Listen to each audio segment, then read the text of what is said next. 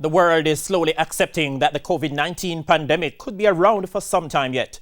The pandemic has impacted world economy, with professional athletes not escaping the effects. Karen Madden highlights the feelings of some Jamaican athletes.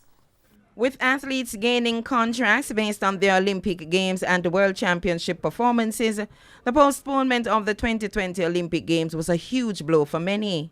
Track and field's governing body, World Athletics, was also forced to cancel or postpone many meets in the Diamond League Series, the lifeblood of athletes' bank accounts. Some of Jamaica's track and field athletes, who represent the world's most elite, have also been hard hit. And even as they look with optimism to next year's Olympic Games and the World Championships in 2022, many have been forced to adjust their expectation on their earnings. Among them is double Olympic sprint champion Elaine Thompson-Herah, who failed to medal at last year's World Championships, hobbled by an Achilles injury. It has, but you have to just keep on working and praying. And this COVID is not our fault. It's just something that is out there that nobody can control. So we have to just work with that and follow the protocols and do the necessaries.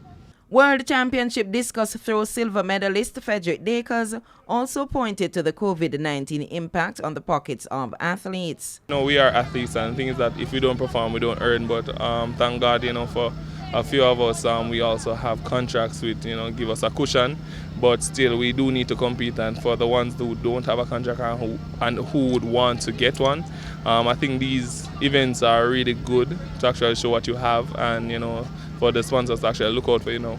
Those sentiments were also shared by World Championship triple jump silver medalist Shanika Ricketts. Yes, definitely. We're not able to travel to compete at meets that pay us, so naturally we're losing income.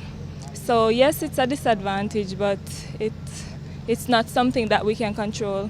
World Athletics and the International Athletics Foundation announced in May that a US $500,000 welfare fund had been created to support some professional athletes who have lost a substantial part of their income due to the suspension of international competition this year.